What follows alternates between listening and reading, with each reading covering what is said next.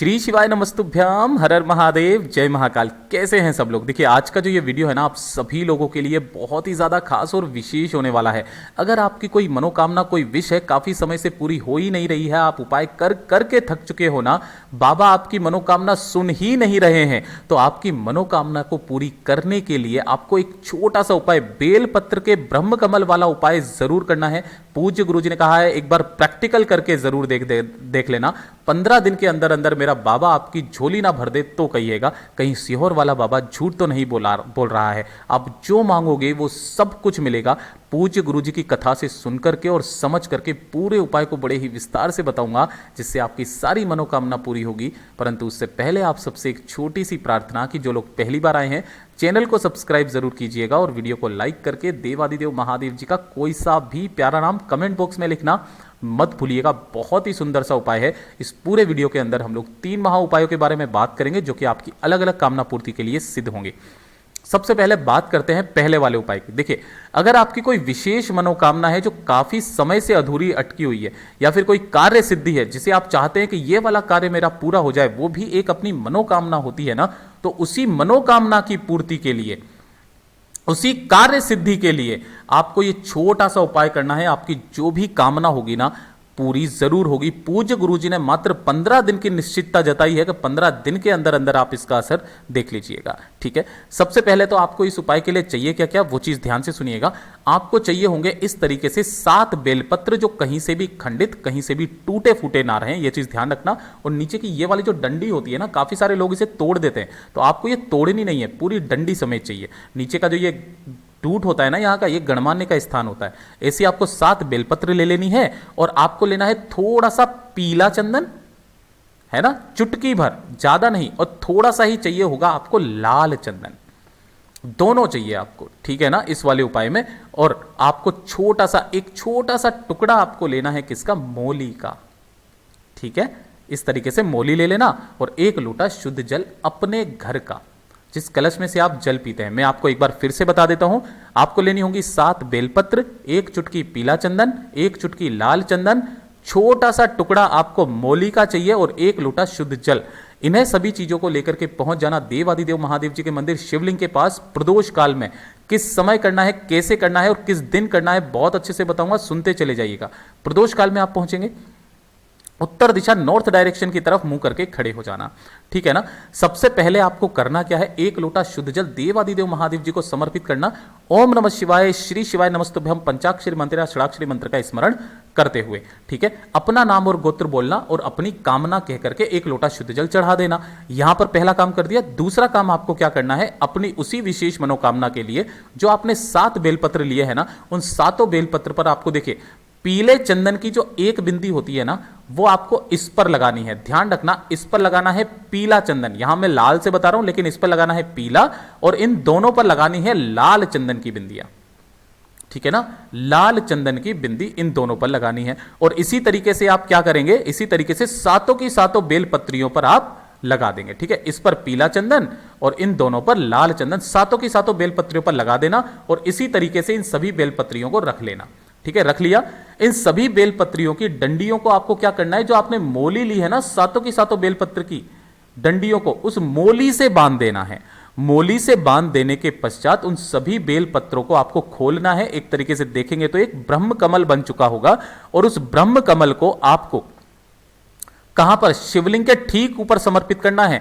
पूज्य गुरुजी ने इसका क्रम बताया था कि हर एक बेलपत्र की जो डंडी है ना, वो विपरीत दिशा में होनी चाहिए। देखिए ध्यान से कैसे, जैसे कि एक बेलपत्र जो होगा वो कुछ ऐसे चला जाएगा, दूसरा बेलपत्र यहीं से जुड़ा हुआ है वो कुछ ऐसे चला जाएगा, तीसरा बेलपत्र भी यहां से जुड़ा हुआ है वो ऐसे चला जाएगा, चौथा बेलपत्र यहां से जुड़ा हुआ है वो ऐसे, 5वां इस तरीके से चला जाएगा, 6ठा इस तरीके से चला जाएगा, और 7वां इस तरीके से चला जाएगा।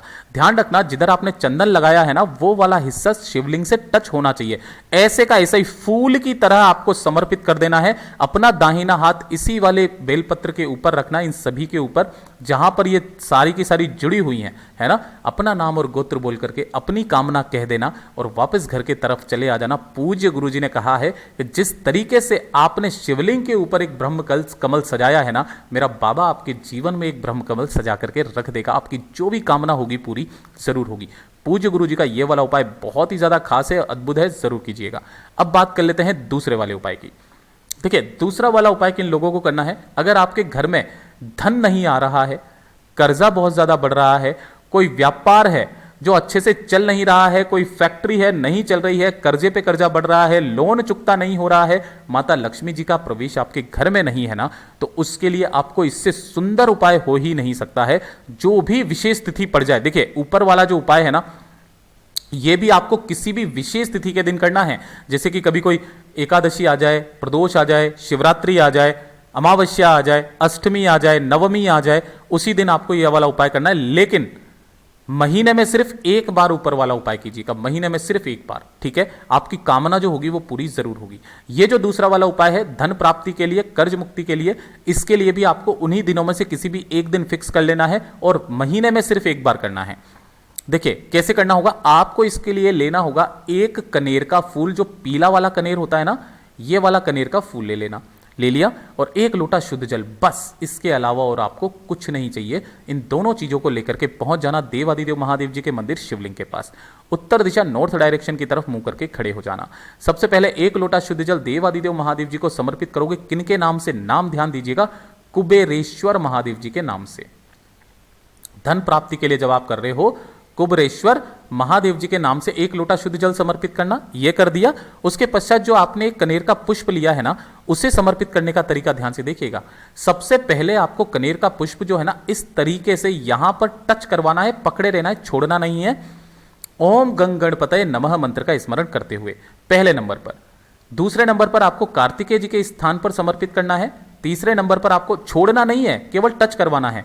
तीसरे नंबर पर आपको माता अशोक सुंदरी के स्थान पर। चौथे नंबर पर जो आप वो फूल को टच करवाओगे, वो कराओगे त्रिशूल पर।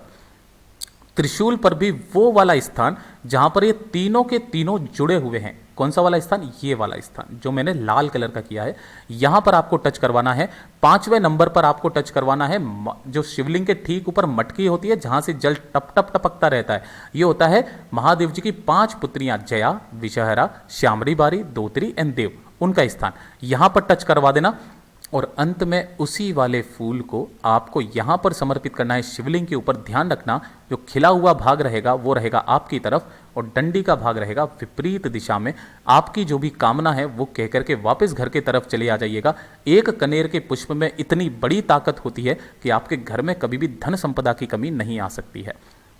उसके पश्चात कोशिश करना एक लोटा शुद्ध जल और ऊपर से समर्पित कर देना, मंदिर से ही लेकर के, और जो भी जल बहता बहता जलाधारी से नीचे की तरफ आकर के गिरेगा उसे इकट्ठा करना और अपने घर के कोने कोने में बाथरूम और शौचालय को छोड़ करके छिड़क देना। आपके घर में कभी भी महाराज धन संपदा की कमी नहीं रहेगी। या फिर अगर आपकी कोई फैक्ट्री है, दुकान है, आप उसमें भी छिड़क सकते हैं। ठीक है, ये हो गया दूसरा उपाय। अब बात कर लेते हैं तीसरा वाला उपाय, जो कि सबसे अद्भुत उपाय है, बीमारी का उपाय। अगर आपके परिवार में कोई ऐसा व्यक्ति है जो कि बार बार बीमार हो जाता है, बीमारी खत्म होने का नाम ही नहीं ले रही है, या फिर उसके अंदर बल की बहुत ज्यादा कमी है, ताकत बिल्कुल भी नहीं है ना, इस वाले उपाय को कीजिएगा। बड़ी बड़ी बीमारियां खत्म हो जाती है। इसको भी आप किसी भी विशेष तिथि के दिन कर सकते हैं। देखिए कैसे करना है, ध्यान से सुनिएगा। आपको लेने होंगे हरे मूंग, लेकिन हरे मूंग को लेने का इस वाले उपाय में एक क्रम है महाराज। आपको क्या करना है, तो एक मुट्ठी हरे मूंग लेने हैं और उन्हें पानी में गला देना है। तो पानी में गले हुए जो हरे मूंग होते हैं ना, फुलाए हुए, वो आपको एक कटोरी ले लेना है, जो कागज का दोना होता है वो। ठीक है, उनको पहले से ही गला देना 2-3 घंटे के लिए। और इसी कटोरी के ऊपर आपको रखना होगा एक गुड़ का टुकड़ा, एक गुड़ का टुकड़ा। ठीक है ना, ये रख के उस कटोरी को लेकर के पहुंच जाना कहां पर, महादेव जी के मंदिर शिवलिंग के पास। साथ ही साथ एक लोटा शुद्ध जल अपने घर का जरूर लेकर के जाना। जैसे ही आप यहां पर पहुंचेंगे, उत्तर दिशा नॉर्थ डायरेक्शन की तरफ मुंह करके खड़े हो जाना। ठीक है, सबसे पहले एक लोटा शुद्ध जल देवादिदेव महादेव जी को समर्पित करना। ओम नमः शिवाय, श्री शिवाय नमस्तुभ्यं पंचाक्षर मंत्र या षडाक्षरी मंत्र का स्मरण करते हुए उसके पश्चात आपके दाहिने हाथ में उस कटोरी को पकड़ना है ना।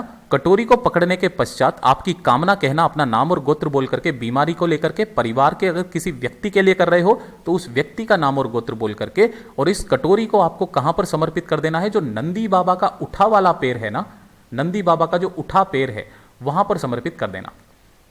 समर्पित किया।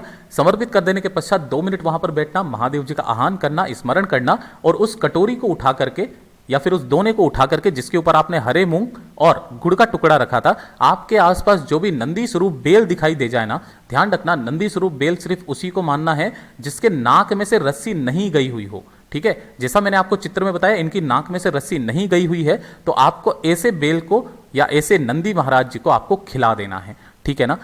जिस व्यक्ति की कामना करके आप इसे उपाय को करेंगे ना, उस व्यक्ति की सारी बीमारियां खत्म होगी, साथ ही साथ उसके अंदर बल की भी अनुभूति होगी। पूज्य गुरु जी के ये सभी उपाय बहुत ही ज़्यादा खास और विशेष हैं, ज़रूर कीजिएगा। वीडियो अगर पसंद आ जाए तो लाइक जरूर करना, साथ ही साथ चैनल को सब्सक्राइब जरूर करना। मैं आपसे मिलता हूं अगले वीडियो में, तब तक के लिए ओम नमः शिवाय, जय महाकाल।